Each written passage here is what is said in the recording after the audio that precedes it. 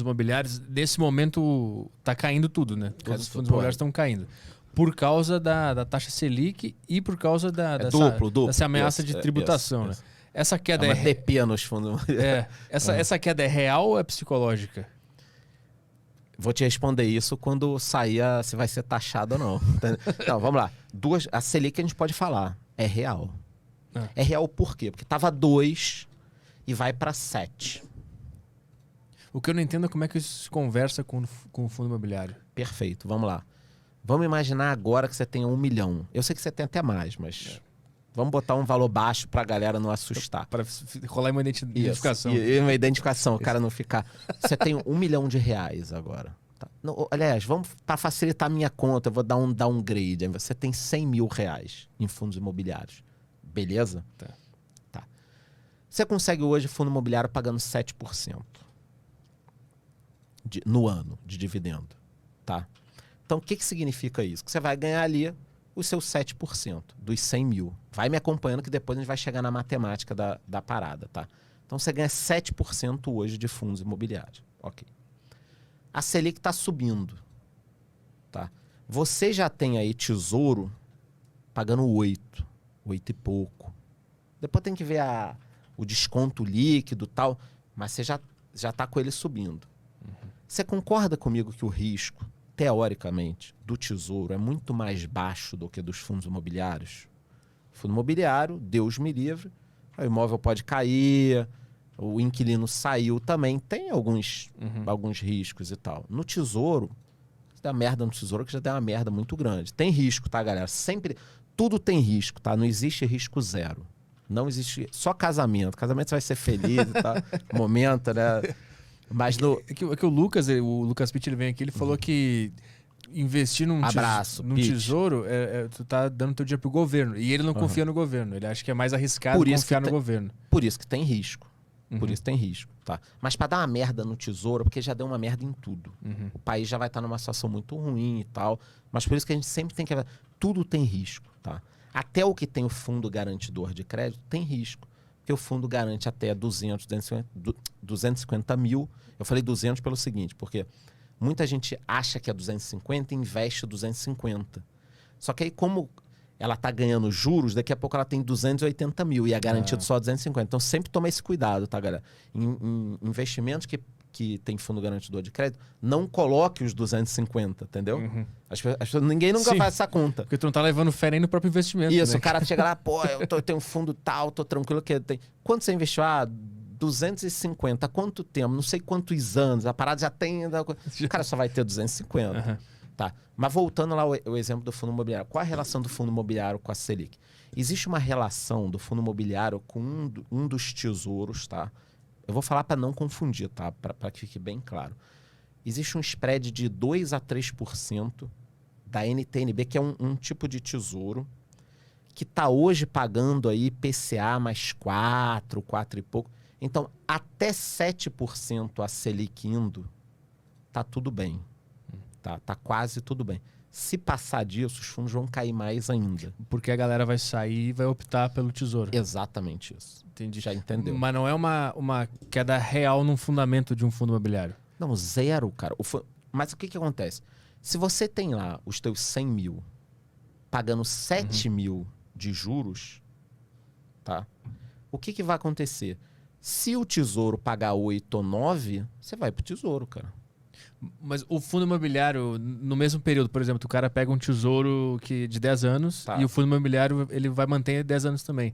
A tendência não é um imóvel melhorar? Essa é a grande questão, porque as pessoas ignoram. Porque aí você tem que falar assim, taxa, mas você continua nos fundos imobiliários. Eu continuo por causa disso que você está falando, porque se a inflação está subindo, presta atenção, se a inflação ela está subindo um pouco, né? Mas a gente não sabe aonde ela vai. É impossível você falar se ela vai continuar ou se ela vai parar. Porque a gente está no meio de uma confusão da pior pandemia do século, porra. Entendeu? Tem porto na China que está todo cagado ainda, de remessa, faltando chip para carro. Você viu que tem carro usado mais caro do que como o cara pagou lá atrás. Cara, isso tudo vai... O mercado ele vai se ajustar em algum momento. Só que a gente não sabe se vai se ajustar lá em cima ou se vai descer um pouco. O dólar estava caindo, hoje já está subindo. Impossível fazer previsão, mas o que você pode entender são os fundamentos. Então, isso que você falou. eu não invisto no fundo imobiliário só querendo 7% ao ano. Porque senão eu compararia também só com a Selic, com a NTNB e tal. O que eu tô olhando agora? Mas aí eu tenho 43 anos, já vi isso antes e tal. Os imóveis devem se valorizar. Só que eu não posso recomendar isso para ninguém. Isso é uma opinião muito pessoal. Então, para mim, faz sentido ainda, mesmo que a Selic vá 6, 7, ter um pouco de fundos imobiliários, porque eu estou ganhando 7 ao ano, enquanto o governo não dá uma mordida, mais essa valorização que você está falando. Quando vai ocorrer a valorização? Eu vou te dizer, em algum momento. Porque a pessoa fica assim, não, legal, eu comprei fundo imobiliário. Você acha que esse ano? Cara, não sei. Imóveis, eu já vi isso muito aqui no Brasil. Fica lá 5 anos parado, cara. Nada acontece. E aí, de repente, dá uma porrada assim, violentíssima. Aconteceu isso em 2012 aqui no Brasil, eu lembro, cara. Foi um negócio... Lembra que os imóveis deram um tiro, cara? Você ia ver um imóvel, era 200 mil. Aí no mês seguinte, 230 mil. No outro mês, e vendendo. Isso era uma bolha ou era economia real?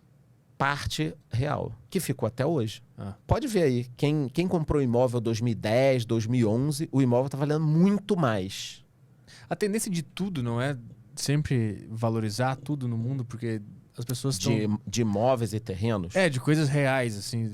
É sempre ficar mais caro, porque tem mais gente. Só que não é na hora que a gente quer, porque o problema é assim, o cara começou a investir em 2020. Não subiu de lá para cá, por exemplo, o imóvel, o cara sai.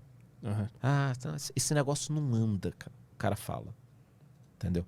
Mas é muito importante entender essa relação entre investimentos, porque eu não gosto de ter tudo numa coisa só. O fato de eu ter fundo imobiliário não inviabiliza de eu ter um tesourinho.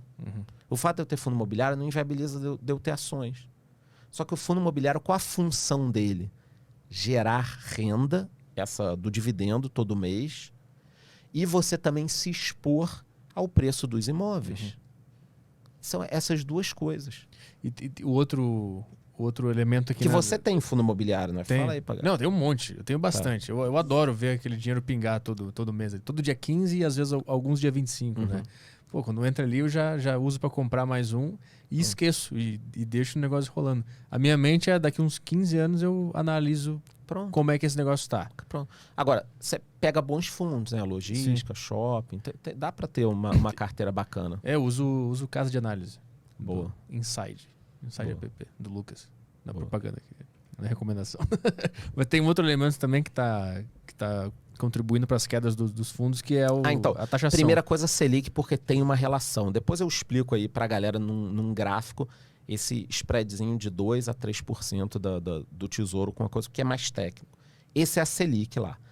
Esse negócio da tributação, cara, um momento super complicado para os fundos imobiliários, porque os fundos imobiliários já estão apanhando pela questão da Selic. Essa que você falou. Por si só já estava em queda, né? Já estava ali caindo por causa da Selic. E aí, de repente, cara, apareceu essa história da taxação dos dividendos e dos fundos imobiliários. São duas coisas diferentes. Né? Taxação dos dividendos para empresas e taxação dos fundos imobiliários, que a gente não sabe se vai ser 10, 15, 20. E tem valor mínimo? Ou já vai vir descontado já? Se tu tem uma cota e tu ganha 60 centavos, já vai vir descontado esse dividendo? Ou é tipo para quem lucra 20 mil? Provavelmente vai vir descontado. Provavelmente vai vir descontado. A gente não sabe. Não adianta tentar fazer uma previsão. Já conversei com uma porrada de gente. Não adianta. Tipo, vai ser 5, 10, 15. Só que a minha opinião pessoal, e também de economista, pelo meu histórico, é que você chegar agora... Tinham 200 mil investidores no fundo imobiliário. A gente tem 1,5 milhão depois de 2 anos. Ou seja, cara, eu gosto muito de usar a palavra ratoeira para algumas coisas. Foi uma ratoeira que o governo armou, cara. Você esperou 1,5 milhão de investidores entrarem no mercado, acreditarem, aprenderem, assistirem meus vídeos, os teus, lerem o livro Pai Rico Pai Pobre, lerem tudo. Aí a pessoa aprendeu o seguinte: porra, cara, eu preciso cuidar da minha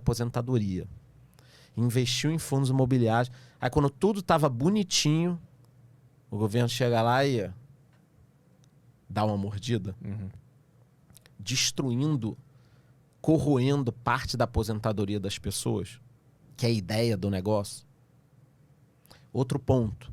Quando você investe em fundos imobiliários, eu não estou apelando não, estou falando uma boa. É isso, não tem outra palavra. Vamos pegar aqui o exemplo. Quando você investe em fundos imobiliários, tá? Concorda que é economia real mesmo, cara? Porque o que acontece? Fundo imobiliário, você pega lá, você investiu no fundo. O fundo captou o dinheiro, por exemplo, o teu dinheiro. O que ele faz com o teu dinheiro? Constrói algo concreto, né? Que Concreto. existe. Exatamente isso, cara. Então, por exemplo, tem fundos imobiliários que compram CRI, títulos, né? De loteamento, por exemplo. Então, o que o cara faz? O cara tá lá no interior, coisa real, interior de Goiás, interior de Santa Catarina. O cara compra um terreno. Exemplo real. O cara compra um terreno, passa um pedaço de asfalto, sobe o poste, vende uns loteamentos, pega essa dívida que você comprou, loteamento parceladinho e tudo, vai lá no fundo imobiliário e desconta isso. Aí com esse dinheiro, ele acaba o loteamento, ele sobe um negócio, ele faz uma coisa. Ele acelera um negócio. Entendeu? Tem uma porrada de estilos novos de fundos imobiliários seguindo. Tem imóveis residenciais que a dívida está indo. Ou seja, os fundos imobiliários são uma baita ferramenta para o dinheiro sair da mão de quem quer poupar, que somos nós, para a economia real, que vai devolver essa poupança para a gente, cara, lá na frente. Perfeito, é um baita ganho. Todo mundo ganha. Aí você vai falar para mim o seguinte, não, Charles, mas peraí, cara. Porra, o governo não tá ganhando. Ah, não tá não, cara? E o poste que botou lá, e o asfalto, tudo isso não gera imposto, cara? E o produto que vai ser gerado naquele lugar também, se for um galpão logístico. Porque eu já escutei assim. isso, Ah, você tá falando isso aí, capitalista. A pessoa não fala assim, né? Mas eu leio a mente. Quando o cara fala suavemente... Tem um tradutor ali instantâneo. Eu tô lendo. Quando o cara fala, pô, você não acha, cara, que os fundos deveriam, porque os ricos... Porra, cara. Mas o fundo imobiliário nem é pra rico. Isso. É qualquer um. Com 10 reais você já começa a investir o negócio ali. Pronto. E aí, o que acontece? Você pega um produto que ele poderia começar a investir com, sei lá, 21 anos que ele deve ter, né? Quantos anos? 22, aí, 22. Cara, imagina se ele começar agora... Ouve, eu falo isso pra ele todo dia. Você já tem conta em corretora? Não. Eu falo pra ele realmente, eu não sabia disso. Eu vim aqui sem saber dessas informações. Mas é bom tu falar. Pra ele ouvir, porque eu falo pra ele há 1 ano que ele tem que investir, tá trabalhando no Flow, tá ganhando dinheiro. O cara tá super rico, tá na elite eu digo pra ele, abre tua conta, investe. Aí daqui a 2 meses ele tá com 2 telas, em vez de controlar o podcast aqui dando uma operada ali, né? Comprando, entendeu? Som, e o cara ali, né? Porra, só 1 minuto. A gente olha pelo reflexo da TV, tem uns negócios vermelho, amarelo e verde. Tudo horrível, o som retorno, né? Tudo cagado. Ele vai passar por essa... Galera nova é foda, cara. Não adianta, cara. Mas eu quero que tu fale isso de novo. Mas vamos voltar. 22 anos, o cara começa agora. Ele começa agora. Ouve. R$200 por mês. Fundo imobiliário, por exemplo. Cara, pensa o que é. R$200.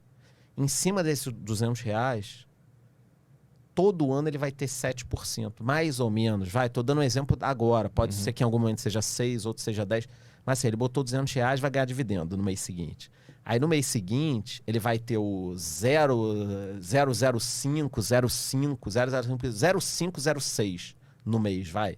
Hoje um fundo imobiliário está pagando... Pega aí alguns fundos lá de recebíveis, estão pagando 1, 0,8. Tem uns fundos tão excelentes, mas vamos calcular 7%, né? Cara, se todo mês ele botar 200, 250, 300 e no mês seguinte ele receber dividendo, cara, isso vira uma bola de neve assustadora, né? Com 30 anos. Eu não vou falar que com 30 anos ele tá milionário. Mas tá seguro, tá muito bem. Respirando, né? Tá muito... Não, e sabe qual é o melhor de tudo? Quando ele tiver 10 mil, 30 mil, 40 mil, o dividendo começa a ficar tão bacana que ele já não precisa fazer o aporte de 200. Se ele esquecer lá e não fizer merda, investir em coisas boas, ações boas, fundos imobiliários bons, cara, todo mês aquilo vai virar uma parada assim assustadoramente positiva. Vamos investir, Caio? Bora, vamos lá. Ele sempre fala isso. Não, mas eu Sempre. tô nessa desde o pitch também. Você começou com esse papo aí, agora tem pressão minha aqui. Então, pressão pelo teu futuro, pelo teu bem. Porra. Pelo teu bem. Não é pressão de gente chata pra fazer bobagem.